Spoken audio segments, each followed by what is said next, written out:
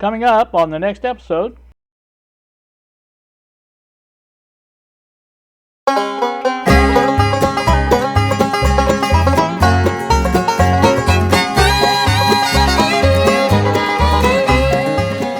Good Monday afternoon to you all, YouTube. It is 3:01 now in the PM. I am here at the bench, working my little fingers to the bone. I got the bony fingers. You know that's not true. I would never do that.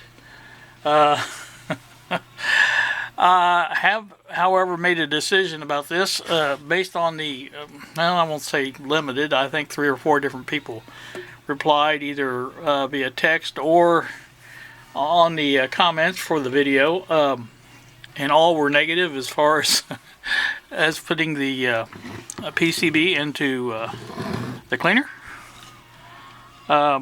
I'm not going to do this at all. It's not that bad. You can see, I think, if you look at it, there's some waxy residue, but that's not a bother to me. I don't, it really doesn't affect the radio performance or anything like that. And it's really not a problem. So basically I'm going to go ahead and put this all back together, and I've taken and did exactly what I said I was going to do as far as the tuner is concerned. I've got that all oiled up, and it works rather well now. Very nice and easy, and what do you call it? I cleaned the volume pot, and even though it didn't need it, and I even cleaned the switch, which it did need. So that's all been done, and that's working well. Again, I lubed the this here, and I lubed this one over here, and I lubed the tuning capacitor on the bearings. So that's all been done, and so this is really ready to be put back into the radio cabinet. I'm probably going to wipe that out a little bit. You can see there's some dirt in it. I think you can see. Again, it's not that big a deal to me. This is not a keepsake type radio or anything like that. This is just a radio I bought because it was cheap, and I thought it was going to need fixing, and it didn't really need fixing. So other than what I've done to it, so that's that. I've got my pictures to look at, and I've got my soldering iron heating up, and I'm going to go ahead and put this all back together. And again, I'll wipe that out and get that cleaned out as best I can without making too much of a mess. So do that, and that's going to do me. Once I get everything all back together, I will bring you back and show you the completed radio. We'll take another little test drive of it and see what's going to happen. Now, on to the next item up for bid, as they say. You guys know, I don't know how well you know, but when people tell me I can't do things or I shouldn't do things, it pretty much has the opposite effect on me. And when everybody said not to put this in the ultrasonic cleaner, I want to put it in the ultrasonic cleaner. I'm not going to do this one though. I have a box of 17 and I have a box of 13 transistor radios. Some of you guys may recall me buying those on eBay. Well, actually I bought one set on Vintage Electronics site, and as such, there's some of them that are really kind of grubby, and the little circuit boards are in there, and I think those would make excellent test subjects. And they are just basically sitting in a box now, and if it's they got ruined, it wouldn't be the end of the world at all. In fact, it would be a good learning experience for me, I think, because I would learn why I shouldn't do that or why I should do that. Either way, it's a win for me, I think. So I'm going to do that, and I've been wanting something to put in there to try out, and this is a perfect way to do that. Now, also I have been watching some videos on people doing. Now, everything I've seen so far is the professional type services that do this and things like that. Really not a lot of hobbyists like me that have tried to do this, or at least on YouTube, that I could find. And so again, I like to be the first one doing things like this, and I'm going to post the results when we do it, and I'm going to show you how I do it as far as what I put in the solution and how long and things like that. I think from what I've seen, 40 to 60 degrees Celsius, centigrade, whatever you call that, is the preferred temperature. So 50 is what I'm shooting for. 4 minutes, I think, is pretty much a good round figure as far as the vibration time or the frequency or whatever the that part of it. So as far as the solution, I think I'm going to try just basically probably some simple green and water. I'm not going to put a lot in there because there's not a lot of the boards are not that big. Basically, I just want to make sure it's covered and that it doesn't float to the top. I don't think it will with all the components on it, but again, it will be in the basket.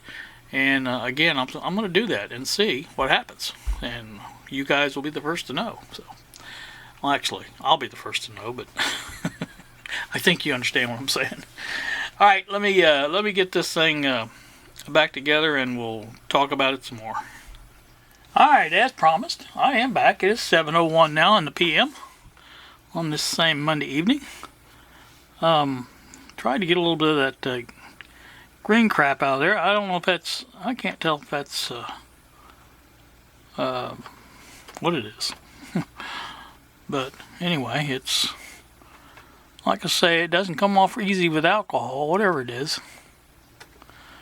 But I did get quite a bit of it out of there, so, at least that's better than it was. So let's plug it in, see what it does and do. Does or doesn't do, I should say. Well, the clock's moving.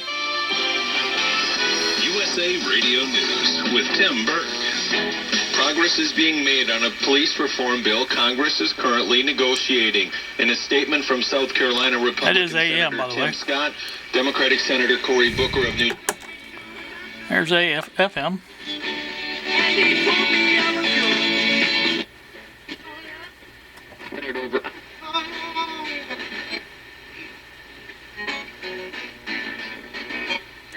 Council is calling on the bloc's airlines to avoid Belarusian airspace and its governments to ban the country's airlines.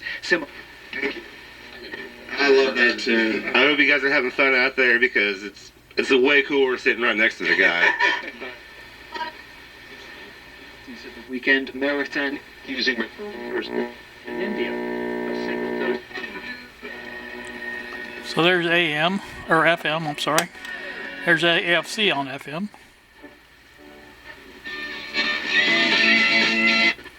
So it all works pretty good. But you can tell the switch is working much better now.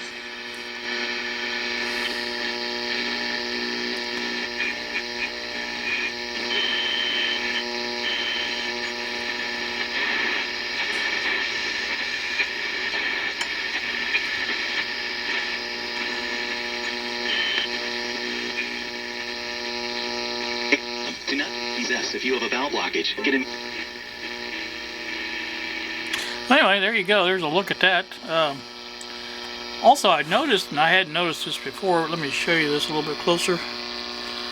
You see the red indicator there? I didn't notice that before, but that switches when you switch this around, which is kind of neat. It goes to off there. You can see there, or auto. So that's kind of neat. I like that. I always thought it was the knob that was just pointing towards whatever. But yeah, it has an indicator on it. Like I say, the clock works fine. And so this thing's pretty much done. I've cleaned the inside of the cabinet out a little bit, and guess I could put it on a station. Would be better than that, wouldn't it? School system. Parents will be invited. So, like I say, there's a look at that, and that's that. Now, on these other radios that I'm thinking about using in the ultrasonic cleaner, I'm going to get some of those out, and we'll take a look at those. Stay tuned. Alright, so I've been looking over the selection here of the, I should say what's left of the 17 Got 1, 2, 3, 4, 5, 6, 7 cases. I don't know what happened to the rest of them. They may be mixed in with the 13s. I don't know. But none of these look bad. There's a representative example of what I'm talking about. There is absolutely no sense in trying to clean that up because it's clean already. And so therefore, we're not going to probably do anything with these. I'll tell you what, I'll probably just wait until I come across one that's in dire need of resurrection, I guess is what you'd call it. And we'll just go from there. And that's pretty much the only thing I know to do.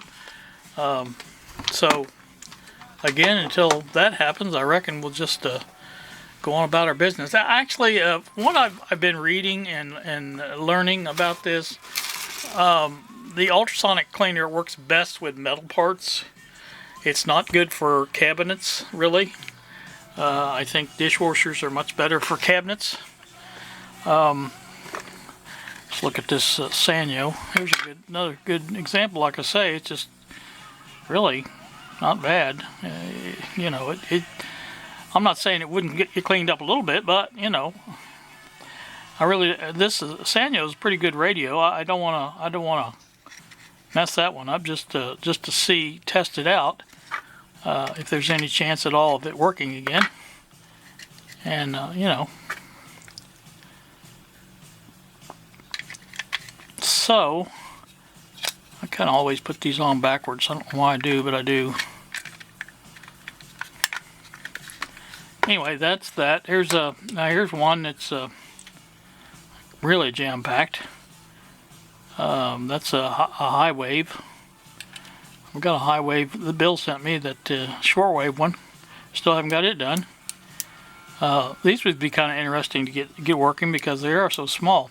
Also, speaking of Bill, you all know the old 64 goat.